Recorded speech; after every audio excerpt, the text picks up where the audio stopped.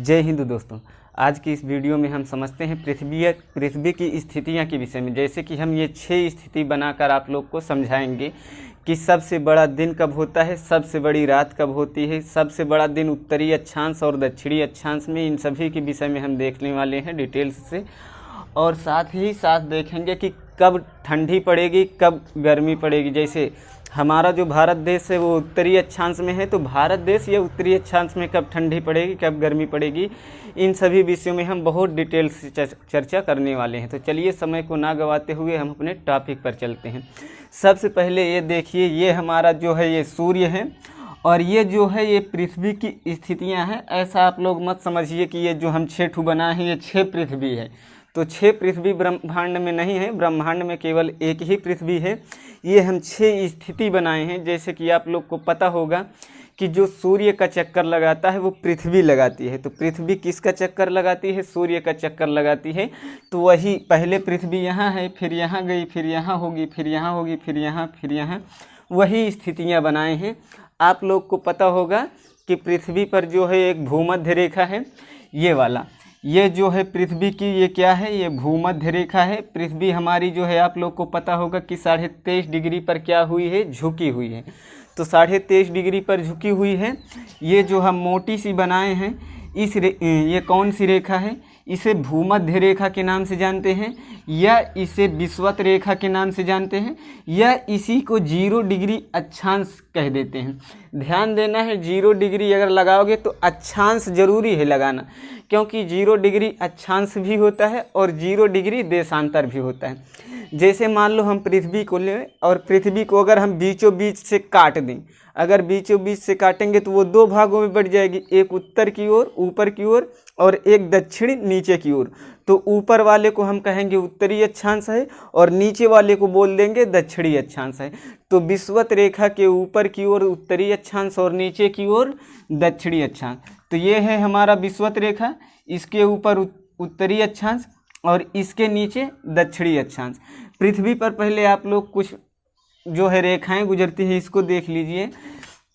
ये जो है विषुवत रेखा के ऊपर हम कह सकते हैं कि उत्तरी अक्षांश में 23.5 डिग्री, ये नॉर्थ है, यानी का मतलब नॉर्थ कहने का मतलब कि उत्तर।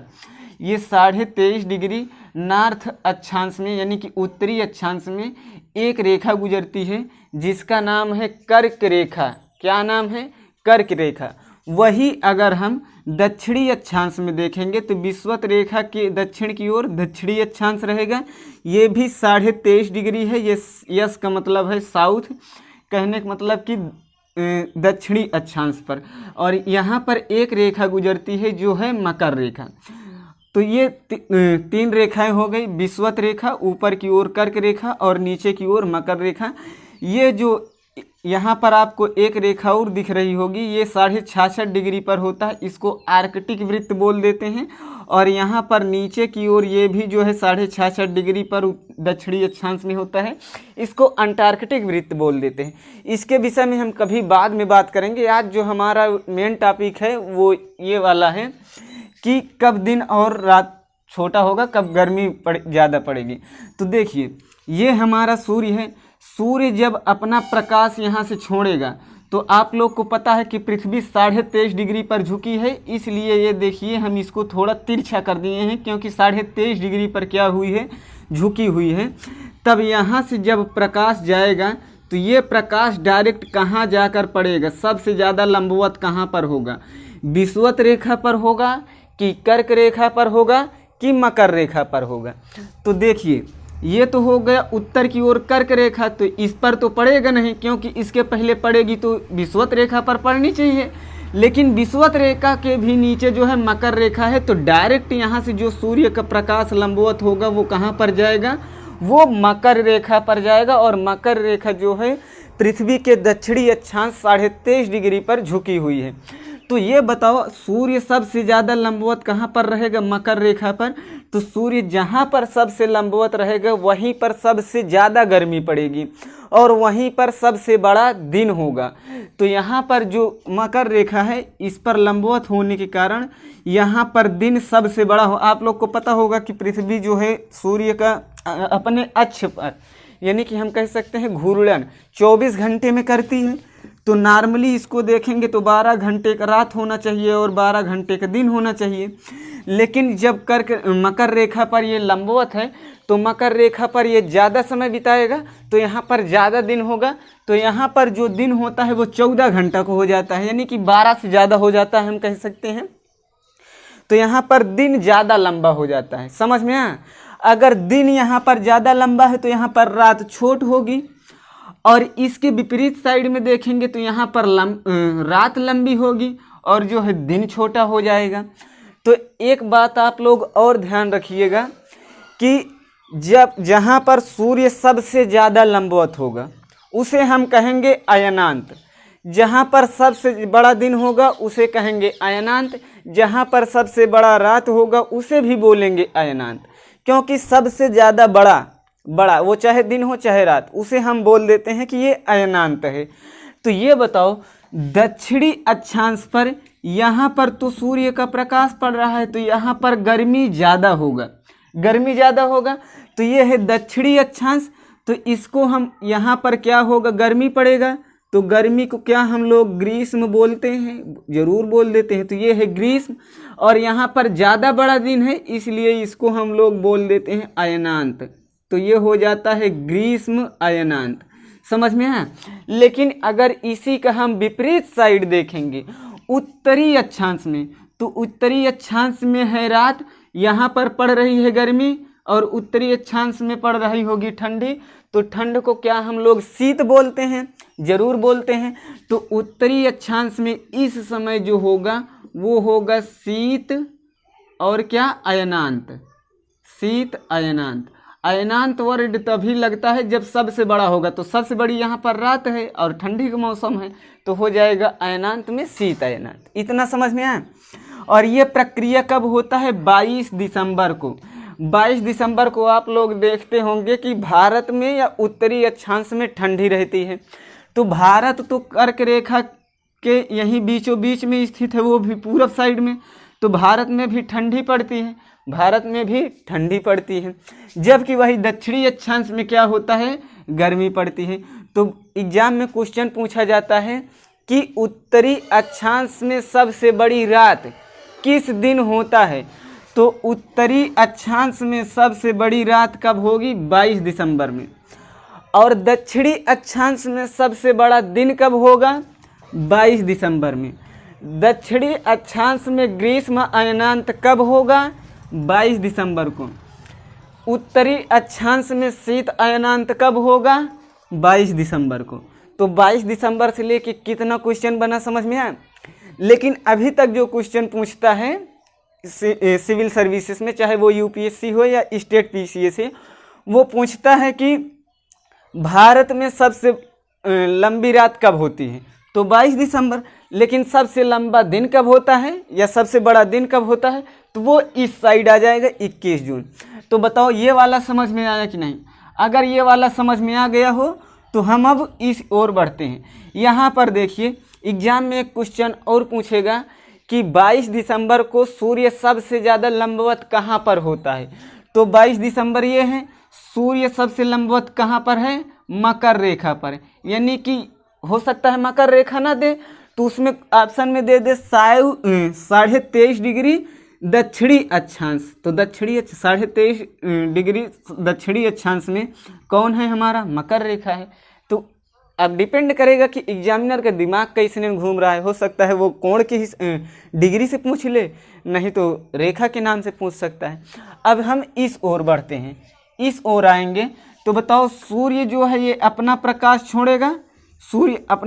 छोड़ेगा, और ये सूर्य का प्रकाश सबसे ज़्यादा लंबवत कहाँ पर होगा। नीचे वाला हमारा है मकर रेखा, ऊपर वाला है हमारा कौन सा, कर्क रेखा। तो सबसे ज़्यादा जो लंबवत होगा वो कर्क रेखा पर होगा। किस रेखा पर, कर्क रेखा पर। अब कर्क रेखा पर सबसे ज़्यादा लंबवत होगा, तो कर्क रेखा हमारा उत्तरी अक्षांश में स्थित है। तो उत्तरी अक्षांश में बताओ क्या होगा, दिन होगा या रात होगा। तो उत्तरी अक्षांश में दिन होगा और दक्षिणी अक्षांश में रात होगा। अब उत्तरी अक्षांश में अगर दिन होगा, उत्तरी अक्षांश में अगर दिन होगा तो आप लोग बताओ यहाँ पर गर्मी पड़ेगी उत्तरी अक्षांश में कि ठंडी पड़ेगी, तो उत्तरी अक्षांश में गर्मी पड़ेगी और दक्षिणी अक्षांश में ठंडी पड़ेगी। अब आप लोग को अभी हम एक वर्ड बताए हैं कि जहाँ पर सूर्य सबसे लंबवत होगा उसे अयनांत बोलेंगे, चाहे दिन सबसे बड़ा हो चाहे रात सबसे बड़ा हो, अयनांत ही बोलेंगे। तो यहाँ पर बताओ दिन का मौसम है उत्तरी अक्षांश में, तो गर्मी पड़ेगी। तो बताओ क्या इसको हम ग्रीष्म अयनांत बोल देंगे? ग्रीष्म का मतलब गर्मी, ग्रीष्म, और अयनांत का मतलब कि सबसे लंबा दिन या सबसे बड़ा दिन। तो उत्तरी अक्षांश में होगा ग्रीष्म अयनांत और दक्षिणी अक्षांश में क्या होगा? शीत अयनांत। कौन सा? शीत अयनांत। शीत अयनांत, ये हो गया शीत अयनांत। और ये प्रक्रिया होता कब है?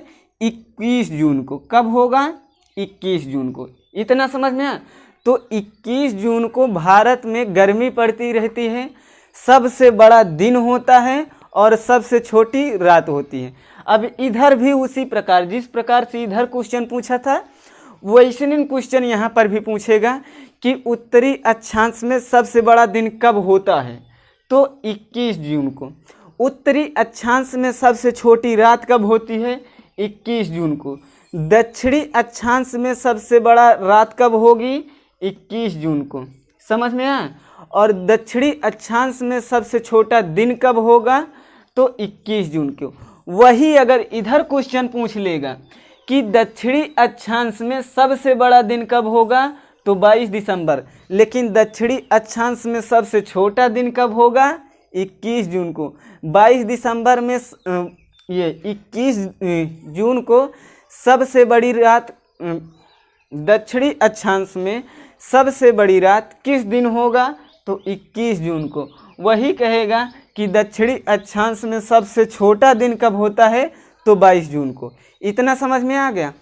अब उत्तरी अक्षांश के पूरब साइड में भारत स्थित है, तो हो सकता है भारत से कंपेयर कर दे कि भारत में सबसे बड़ा दिन कब होता है, तो वो आएगा 21 जून। भारत में सबसे छोटा दिन कब होता है? वो आएगा 21 जून। अब ये तो दक्षिणी अक्षांश में है। दक्षिणी अक्षांश में आपको पता है कि हमारा जो है अंटार्कटिका जो है महाद्वीप स्थित है। तो ये हो गया हमारा क्या? दूठू। एक जब मकर रेखा पर सूर्य लंबवत था और एक जब कर्क रेखा पर सूर्य लंबवत था।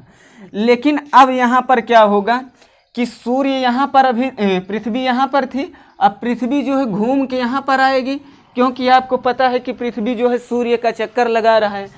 अब जब यहाँ से पृथ्वी चलकर यहाँ पर आई है 3 जनवरी को, तो 3 जनवरी को पृथ्वी सूर्य के सबसे नज़दीक होता है। समझ में आया? 3 जनवरी को सूर्य के पृथ्वी सबसे नज़दीक होता है, और जब सबसे नज़दीक होता है तो उसको कहते हैं उपसौर। समझ में आया? क्या बोलेंगे? उपसौर। तो एग्जाम में क्वेश्चन भी बनता है कि उपसौर किस दिन होता है? तो 3 जनवरी को होता है। उस समय इसकी दूरी कितनी होती है? तो 14.7 करोड़ किलोमीटर। कितना? 14.7 करोड़ किलोमीटर क्या होता है? इसकी दूरी होती है। कब? उपसौर के समय। ये उपसौर कब होता है? 3 जनवरी को होता है। लेकिन ये तो सबसे पास हैं, वही पूछ लेगा कि किस दिन पृथ्वी और सूर्य की अधिकतम दूरी होती है। ये तो न्यूनतम दूरी है उपसौर। अब अधिकतम दूरी जो होती है वो 4 जुलाई को होती है, और जब पृथ्वी और सूर्य की अधिकतम दूरी होती है तो उसको हम लोग अपसौर के नाम से जानते हैं। किस नाम से? अपसौर के नाम से जानते हैं। ये है अपसौर। अपसौर कब होता है? 4 जुलाई को होता है। उस समय क्या होता है? पृथ्वी और सूर्य की अधिकतम दूरी होती है, और ये दूरी जो होती है 15.21 करोड़ किलोमीटर। कितना? 15.21 करोड़ किलोमीटर दूरी होती है। किसकी? सूर्य और पृथ्वी की। अभी देखिए, ये मान लो सूर्य है, ये हमारी पृथ्वी है, अभी सबसे पास है। सबसे पास है तो ये हमारा होगा क्या? उपसौर। और इस समय जो इसकी दूरी है कितना है? 14.7 करोड़ किलोमीटर। लेकिन वहीं जब घूम के जाएगी तो अब इसकी दूरी सबसे ज़्यादा है, और सबसे ज़्यादा दूरी है तो इसको कहेंगे अपसौर। और इस होता है 4 जुलाई को, और इस समय जो है सूर्य और पृथ्वी की अधिकतम दूरी रहती है और ये दूरी रहती है 15.21 करोड़ किलोमीटर। इतना समझ में आया। तो ये हो गया क्या, 3 जनवरी और 4 जुलाई को उपसौर और अपसौर। एग्जाम में क्वेश्चन पूछता है कि निम्नलिखित में से उपसौर के समय क्या होता है। तो पृथ्वी और सूर्य की न्यूनतम दूरी होती है 14.7 किलोमीटर। एग्जाम में क्वेश्चन ये भी पूछता है कि निम्नलिखित में से अपसौर में क्या घटना होती है। तो पृथ्वी और सूर्य की अधिकतम दूरी 15.21 करोड़ किलोमीटर होता है। इस समय इसे अपसौर बोलते हैं। अभी तक जो है पृथ्वी घूम के यहाँ पर आई है 3 जनवरी को। अब 3 जनवरी के बाद पृथ्वी यहाँ पर आएगी 21 मार्च को। तो 21 मार्च तक आप लोग देखेंगे ना तो ज़्यादा हमारे यहाँ गर्मी ही पड़ती है और ना ही ज़्यादा ठंडी पड़ती है। तो उसी को हम लोग बोल देते हैं बसंत ऋतु आ गया है। क्या, बसंत ऋतु। तो यहाँ पर बोला है कि बसंत विषुवत है। अब यहाँ पर देखो 21 मार्च को क्या होता है, जब सूर्य अपना प्रकाश छोड़ेगा, सूर्य अपना प्रकाश छोड़ेगा तो ये जो सबसे लंबवत होगा सबसे ज़्यादा वो कहाँ पर होगा, विषुवत रेखा पर। ये हमारा है विषुवत रेखा, कौन सा, ये हमारा मोटी लाइन है विषुवत रेखा। यहाँ पर डायरेक्ट जाके ऐसनिन पड़ेगा कहाँ पे, विषुवत रेखा पर। अब डायरेक्ट ऐसनिन चला जाएगा तो ये तो पूरा भाग इतना जो है उजाला हो जाएगा, जबकि उस साइड वाले में नहीं जाएगा। तो कुछ भाग दक्षिणी अक्षांश के और कुछ भाग उत्तरी अक्षांश के, दोनों जगह क्या होता है, प्रकाश पड़ता है। और जब दोनों जगह प्रकाश पड़ेगा तो दोनों जगह जो है दिन रहेगा और दोनों जगह रात रहेगा। हम कह सकते हैं उस समय उत्तरी अक्षांश हो या दक्षिणी अक्षांश, दिन और रात बराबर होता है। जैसे भारत तो यहीं पर स्थित है, ये है भारत, यहाँ पर भारत स्थित है। अब भारत यहाँ पर है तो भारत में दिन और रात दोनों बराबर होता है 21 मार्च को। इसी को कहते हैं बसंत विषुवत, क्योंकि उस समय बसंत ऋतु का मौसम होता है और डायरेक्ट सूर्य का प्रकाश कहाँ पड़ता है, विषुवत रेखा पर, इसलिए बसंत विषुवत है। ठीक इसी का विपरीत देखेंगे तो 23 दिसंबर को भी ना तो ज़्यादा गर्मी पड़ती है और ना ज़्यादा ठंडी पड़ती है। इस समय भी जो सूर्य सबसे ज़्यादा लंबवत होता है वो डायरेक्ट आकर ऐसनिन पड़ता है विषुवत रेखा पर। अब विषुवत रेखा पर पड़ेगा, विषुवत रेखा पर, अब विषुवत रेखा पर पड़ेगा तो क्या होगा कि दिन और रात की प्रक्रिया बराबर होगी। जब दिन और रात की प्रक्रिया बराबर होगी तो इसको हम बोल देते हैं शीत विषुवत। कौन सा, शीत विषुवत। शीत, क्योंकि ये अब ठंडी की ओर बढ़ रहा है तो उसको कहेंगे शीत, और विषुवत रेखा पर पड़ रहा है तो इसको बोल देंगे विषुवत, शीत विषुवत। इतना समझ में आ गया कि नहीं। तो ये हो गई हमारी पृथ्वी के स्थिति के आधार पर सबसे छोटा दिन, सबसे बड़ा दिन। एग्जाम में जो अभी तक खुदरा खुदरी एग्जाम में क्वेश्चन पूछा जाता है वो यही क्वेश्चन पूछा जाता है कि भारत में सबसे बड़ा दिन कब होगा और सबसे छोटी रात कब होगा। लेकिन वही अगर स्टेट पीसीएस और यूपीएससी वगैरह में हम देखेंगे, सिविल सर्विसेज वाले में, तो वहाँ पर जो क्वेश्चन पूछा जाता है वो उत्तरी अक्षांश और दक्षिणी अक्षांश को लेकर पूछा जाता है। जैसे कि अभी हम बताए हैं कि उत्तरी अक्षांश में सबसे बड़ा दिन कब होगा, तो 21 जून को। दक्षिणी अक्षांश में सबसे बड़ा दिन कब होगा, 22 दिसंबर को। उत्तरी अक्षांश में सबसे बड़ी रात कब होगा, 22 दिसंबर को। दक्षिणी अक्षांश में सबसे बड़ी रात कब होगा, 21 जून को। इस प्रकार से जो है आपको सिविल सर्विसेज में क्वेश्चन पूछा जाता है। तो ये हमारा हो गया क्या, कंप्लीट जो है स्थिति के आधार पर छोट बड़ा दिन, गर्मी कब पड़ेगी, ठंडी कब पड़ेगी, भारत में कब गर्मी पड़ेगी, कब ठंडी पड़ेगी, इस हिसाब से। तो ये हो गया। अब एक टॉपिक तुम लोग का फंस रहा होगा कि अक्षांश क्या है। जैसे अभी हम नाम ले रहे थे उत्तरी अक्षांश, दक्षिणी अक्षांश, 23.5 डिग्री दक्षिणी अक्षांश, 23.5 डिग्री उत्तरी अक्षांश, ये हो गया। और एक होता है देशांतर। इन सभी के विषय में हम कभी नेक्स्ट क्लास में चर्चा करेंगे। तो आई होप कि आप लोग को यह वीडियो पसंद आया होगा। यदि वीडियो पसंद आया तो वीडियो को लाइक और चैनल को सब्सक्राइब करके बेल आइकन को प्रेस जरूर कर लीजिएगा, और साथ ही साथ अपने दोस्तों के पास शेयर करिए ताकि उन्हें भी ये चीज़ का पता चले, वो भी एग्ज़ाम में जियोग्राफी से रिलेटेड क्वेश्चन कर पाएँ। अगर आप लोग को कोई छोटा भाई बहन है तो अगर वो बोर्ड एग्ज़ाम की तैयारी करना चाहता है तो वो जलवा साइंस स्टडी पर जा सकता है, वो भी मेरा ही यूट्यूब चैनल है जिसमें बायोलॉजी और केमिस्ट्री पढ़ाई जाती है। अगर वही कोई कंपटीशन की तैयारी करने वाले हैं तो वो लोग जो है जलवा जीएस क्लासेस पर जाकर अपनी तैयारी को मजबूत कर सकते हैं, जिसमें जीएस हम ही पढ़ाएंगे। बाकी कभी कभी रीजनिंग वगैरह से सवाल लेकर आएंगे, लेकिन जो जीके जीएस है वो प्रॉपर होगा। तो अभी जीके जीएस में अभी हमारा जो है जियोग्राफी, पॉलिटी और बायोलॉजी ये चल रहा है। फिर जो है नेक्स्ट क्लास में कभी आगे चलकर आपको अभी इकोनॉमिक वगैरह है, हिस्ट्री वगैरह, तो पॉलिटी वगैरह ये सब कराया जाएगा। तो चलिए यहीं पर हम अपनी क्लास को एंड करते हैं, मिलते हैं नेक्स्ट क्लास में, तब तक के लिए जय हिंद।